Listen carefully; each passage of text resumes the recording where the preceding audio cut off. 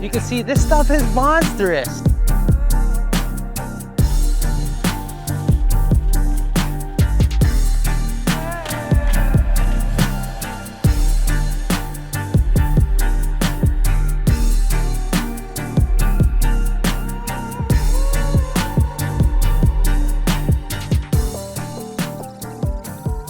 So hey guys, this is the moment of truth. This is something that we've been waiting for all summer long here, and the day has finally arrived. Or maybe more, I should say, I'm making it happen here a little bit quicker. If you saw a couple of videos back, we did grow popcorn this year. I did a few little experiments trying to hurry up and speed dry some of the stuff in the oven.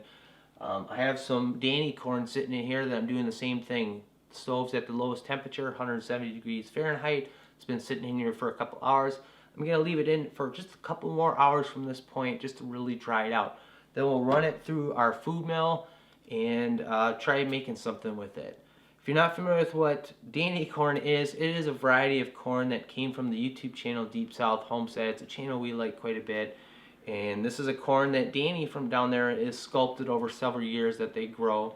And we've been trying to get into field corn for a couple different reasons. One, we want to try putting some of that stuff on our own plates, as well as potentially find a field corn that we can use for animal feed. So with this, we're going to do a little side-by-side test comparison. If you've been following this channel for any amount of time, when we were harvesting our popcorn, we noticed that there was some field corn mixed in there. And I think what happened is when we ordered our popcorn seeds from Johnny Seed Company, when they were harvesting seeds, I think some of the field corn that they saw there got mixed in, and we ended up with some of that sitting out there with our popcorn. So I set those aside. I've been drying those out. So we're going to do a little side-by-side comparison. We're going to make two different batches comparing the two.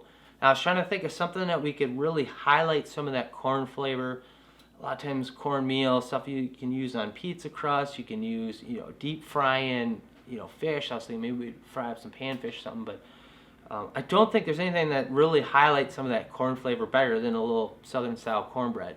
We might not be from the south, but we do like our cornbread. So this is the mill that we have. It does rely on power, so if you're looking for some sort of off-grid solution or maybe a prepper mentality or someone that just loses power often, might not be the best solution. But I'll tell you what, this thing is phenomenal. It makes simple work out of anything you throw at it. The reason we originally bought this was to grind up wheat berries. A lot of times when you deal with wheat flour, they remove the germ because that's the part that spoils after it gets ground. And with this, we're able to dump the wheat berries in here and we get all the nutritional value of it. Since we're dealing with cornbread today, we're not going to want things to be a corn flour, but more of a corn meal. We're going to bump this to the medium setting here, just so things are not ground up quite as coarse.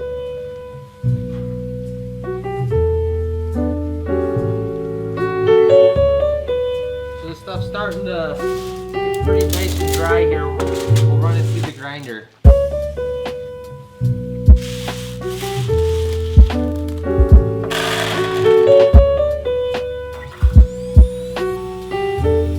Alright, so the Danny corn just got ground up here.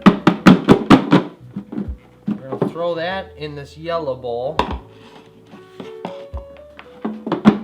We'll get this cleaned up and then we'll run the other corn through there as well.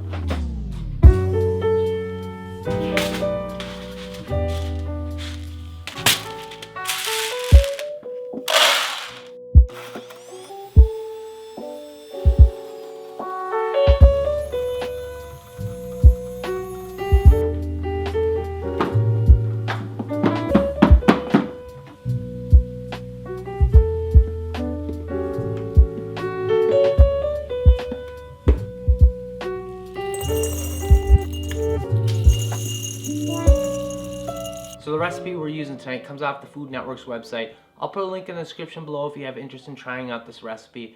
It's something we've never tried before, but looking at the ingredients, it looks very straightforward. There's not a lot of things to distract or overpower the corn flavor. That's really what we're trying to assess here, is how this corn tastes. There's things in there like cornmeal, all-purpose flour, buttermilk, eggs, baking soda, and baking powder. So pretty straightforward. We're going to do 3 batches. I ended up changing up my mind. I want to use one batch using a store-bought corn meal, and then we're going to use our mystery corn, and then one batch with the Danny corn, and just see how things taste. Oh, look at that.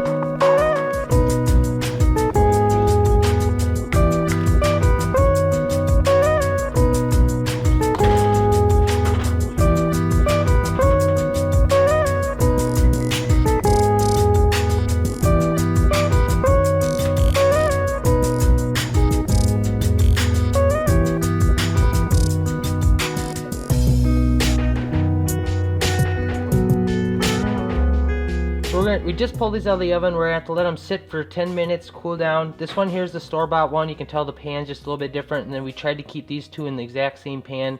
This one here is the Danny corn one. I'm not sure if the color's gonna show up very well, but it is a little bit lighter in color. This one's got a little bit more of a yellow, golden color to it.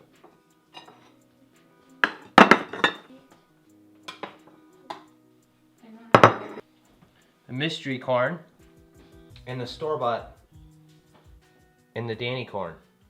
You like the best? That's the Danny corn one. Which one do you like? This one's nasty. And that's the store-bought one. It has like no flavor. I think this recipe is too greasy, but it's too greasy. But the Danny corn one, of I the thought two, was the best. I would pick this one. This one, they're similar, but I don't like how greasy it is. But it's not the corn, obviously. So here's our thoughts and conclusions on how things turned out. Which one we liked the best. When it came time to do the taste testing, I knew which one was which, or which cornbread was made with which corn. My wife and Grace had no idea. They did a blind taste test. We tried really hard not to share our opinions on things as we went through them. That way we weren't influencing each other.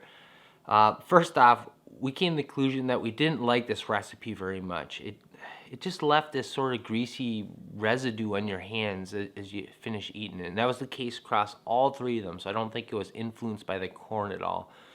When we looked at this recipe compared to some other ones, really the main difference between this and some others is the other one's called either for sugar or honey of some sort. I don't know how much something like that would really influence the greasiness of something like this. Also, another thing we did notice is, just as I was thinking, you could taste a texture difference of the store-bought ground cornmeal versus the stuff that we did today. I think next time we're going to just back it off a little bit more on the grinder, or the mill, I should say, and make adjustments that way. But a huge taste difference between the stuff that we freshly ground today and the stuff that you got at the store. We really noticed it as we came back through and then did our second round, as we came back to that store-bought one off of the ones that we just freshly ground today. The store-bought one just didn't really have much flavor to it. It was just so bland. And we ended up picking the same winner. I was actually quite surprised about this. We all ended up selecting the Danny corn as being our favorite of the varieties that we tried out today. The one downside that I found with the Danny corn this year is, I mean, we didn't have a very good growing season this year. Not a very warm season, and corn's very dependent on heat. But just the kernels, everything was quite a bit smaller. There was just less, girth and weight to these compared to sort of the mystery corn there. So I have to harvest a little bit more to get the same amount of corn flour, I think, when it's all said and done. But I do think a lot of that has to do with, one is the weather that we had this year, and then two, this corn originally came out of the deep south, and here we are on the far northern spectrum of the U.S. here, and there's a big difference in the growing season. So I think if we carry this stuff over several years and it starts adjusting and adapting to our season, we could potentially see a much better return on something like this. So that ended up being the results here. I was quite surprised and actually quite pleased as well. All came to the conclusion that we liked Danny corn. We didn't like the recipe very much, and big taste difference between grinding it freshly yourself and making cornbread versus getting the stuff from the store. So anyways, hope you guys enjoyed the video, and we'll see you on the next one. Thanks for watching.